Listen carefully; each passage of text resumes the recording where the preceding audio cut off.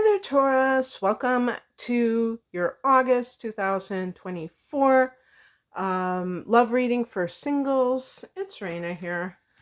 I shouldn't act like I do this every month, but you know, um, I just felt like I wanted to do it. But last time I did it for people in relationships, and this time I am doing it for people in that are single.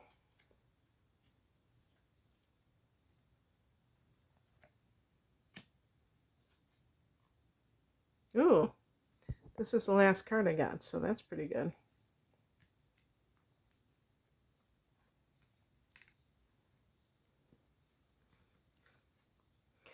Okay, so the heart of the matter is the Nine of Wands. This is a card of someone who's kind of watching their back because it's like they don't want like a sneak attack. So there's a wary energy. I've said this before. People can seem to confuse the word weary and weary. Weary means tired, and wary, W-A-R-Y, means like kind of cautious. Um, you know, being very, I'd even say like a little bit suspicious about what you think somebody's up to. So it can be about constructing boundaries, but I think in this context, because I'm looking at the past, we have a card of commitment, or it can be a card of a reunion with someone. So you may be single and not in a relationship, but if you have somehow contacted, or somebody contacted you, that maybe it's an ex or somebody from your past, even if you never dated them, but they're from your teen years or whatever, long ago, you might be a little bit kind of having maybe you have walls up, Taurus. Taurus is a fixed sign. So you're and you probably know that your sign is infamous for being, what do you call it? Jealous, possessive, right? And so because of that, it's probably not uncommon for some Taurus people to have drama in relationships, because especially if you have gotten together with somebody who really demands their freedom, like an Aquarius person, an Aries person, there's certain signs they're not going to play that, because they're just too independent. And that can make you feel even more suspicious and become more possessive, because it's like, why are they trying to break free? They must be doing something, and they might not be. Uh, I mean, sometimes they might be. That's a problem sometimes, but it might be that you're a little bit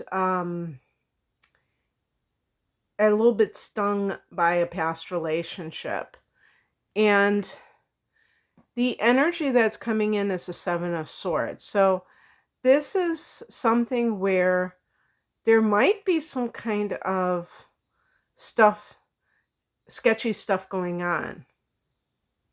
One thing that might indicate, like, let's say somebody has contacted you that was an ex, or somebody from the old neighborhood, or or whatever. And let's say they said that they were single. You may find out that they are not single. And that can be like kind of very upsetting to find out. So it could be one of those things. Now, if this is somebody who is an ex, and you did have problems with them cheating in the past, then you have a right to feel kind of like, oh, I don't know if I should, deal with this person again. And so the question becomes, why would, what has changed? Is there any proof that anything's going to be different? What crosses you? What's the obstacle? The Queen of Pentacles. This can be a situation, for instance, I can see like for some, and I'll just say about a woman in particular, a Taurus woman, perhaps you want to become a mother. This is one of the things where a person, they want one thing, and they are tempted to sacrifice for something else, thinking that, hey, maybe this isn't so bad, and I can do this thing, and it might be the worst thing that they could ever think of to even.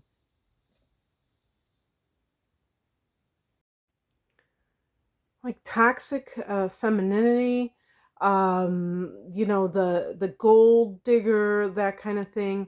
And it's not necessarily that this might be you.